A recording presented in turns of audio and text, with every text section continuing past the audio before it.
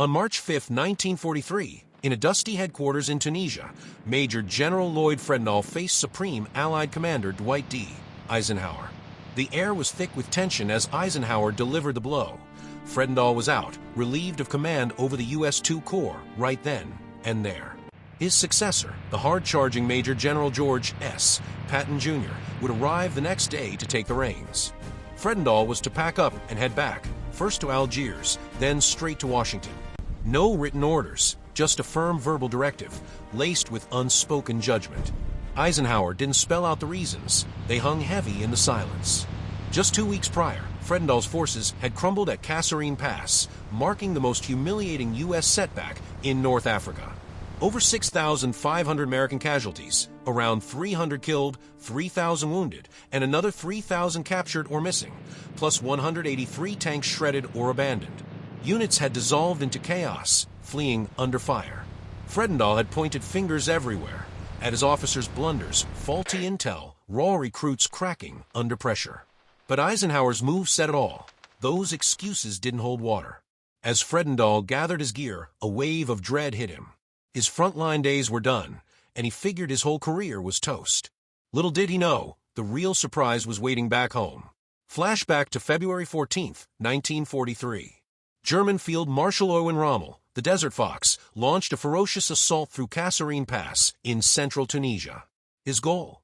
Punch through the green American lines, seize vital supply hubs, and show the world that U.S. troops were no match for battle-hardened Wehrmacht veterans. Fredendall's II Corps held a sprawling 70-mile front with about 30,000 men, but they were fragmented into isolated pockets. Orders clashed, defenses gaped wide, holes big enough for Rommel's panzer divisions to exploit. When the attack hit, U.S. positions buckled fast. Battalions shattered, soldiers ditched gear, and bolted in trucks or on foot, gripped by total disarray. By February 23rd, the Germans had surged 50 miles, inflicting those staggering losses while suffering only about 2,000 casualties themselves, 989 for the Germans alone, with just 201 killed. Axis tanks lost, a mere 34.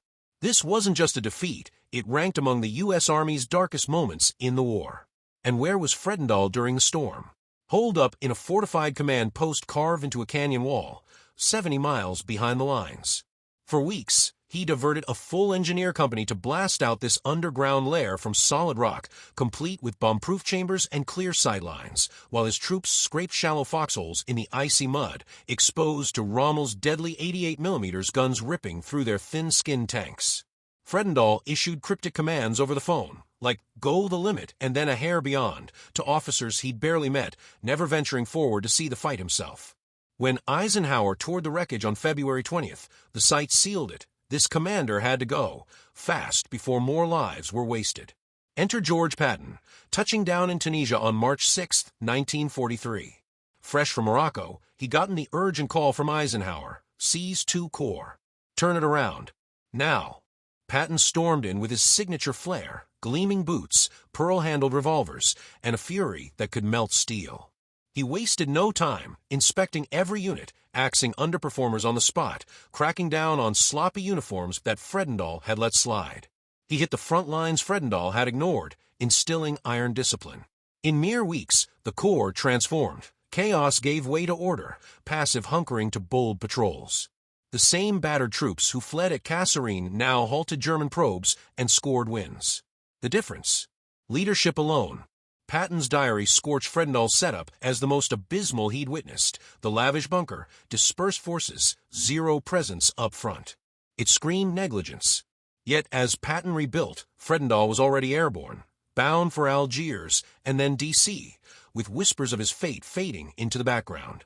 Fredendall's journey home dragged over 3 days, with a layover in Algiers, accompanied only by an aide. No fanfare, no headlines, just a silent exit from the war zone. The plane set down at Bolling Field near Washington on March 16, 1943. Bracing for the worst, maybe War Department brass with grim faces or even an escort to hearings, he stepped out. But what greeted him? A brass band blasting triumphant tunes, flashbulbs popping from reporters, a sleek car idling for a hero's reception. Instead of irons, he got applause. To those in the know, that music rang hollow, like a dirge for justice in the ranks. The press release spun it masterfully, Major General Fredendall, back from valiant North African service, poised for roles matching his expertise. No whisper of his firing, no nod to Kasserine, no clue why a Corps boss vanished mid-campaign. Army Chief of Staff George C. Marshall, who'd ballooned the U.S. Army from 200,000 in 1939 to millions by 1943, hand-picked leaders like Fredendall. Now, with this flop on his ledger, Marshall faced a bind. Publicly roast Fredendall and own the selection error? Or bury it deep? He chose burial. But here's the hook. Fredendall's ties ran deep. His Wyoming roots linked him to influential lawmakers demanding his honor be upheld. And back in November 1942, before the pass fell, Eisenhower had even floated Fredendall for lieutenant general. That paperwork lingered in D.C. Now, post-fiasco, Marshall greenlit it anyway. Promotion incoming, as if the route never happened.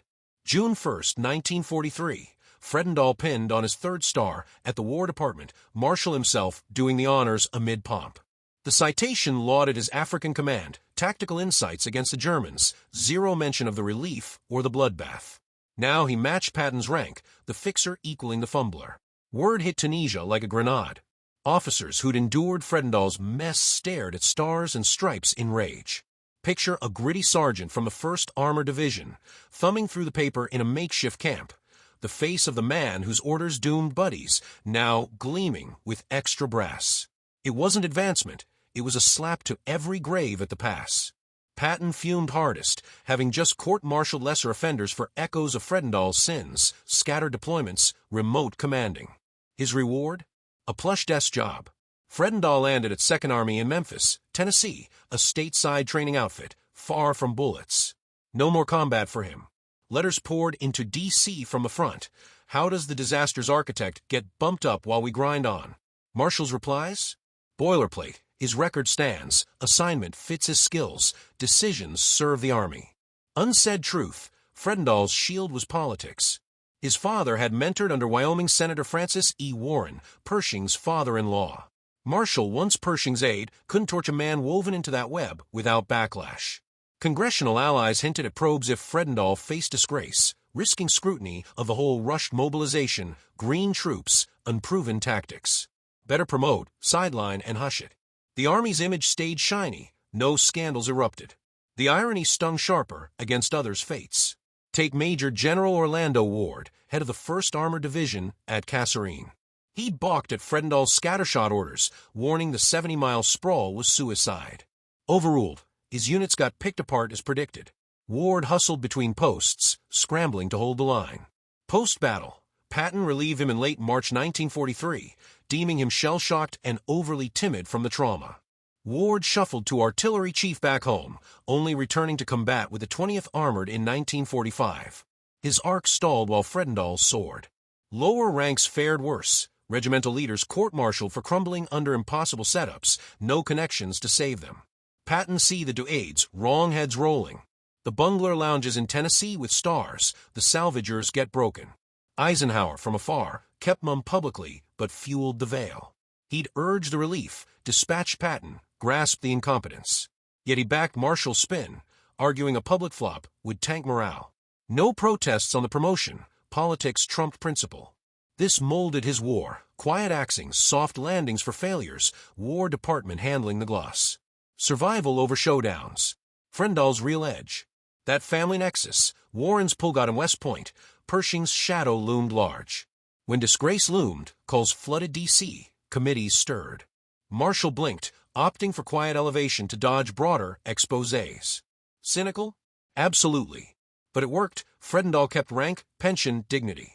The Army dodged probes, Marshall saved face. Losers? The dead at Kasserine, their kin getting folded flags, and officers wrecked for following folly. In Memphis, Fredendall trained divisions competently enough, no frontline flair needed. But whispers followed. That star was armor against truth. Officers absorbed his Kasserine blunders as anti-lessons. Don't bunker down, don't fragment, don't phone it in. Ironically, his mess schooled the Army better than any manual. War wrapped in 1945. Fredendall held 2nd Army till June 1946, retiring as lieutenant general with accolades. Official bios painted him a hero.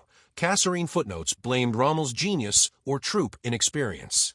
He faded in California, Dying in 1963 at 79, silent on the saga. Post-war memoirs tore the curtain. Bradley blasted the remote bunker. Patton called him a coward hiding while men perished.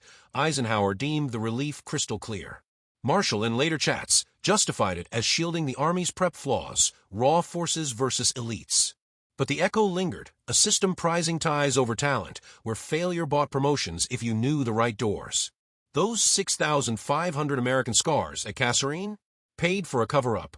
Families grieve without answers, while the culprit cashed pension checks. We call it face-saving, but it's theft of trust of justice. In war's ledger, skills bend, networks endure.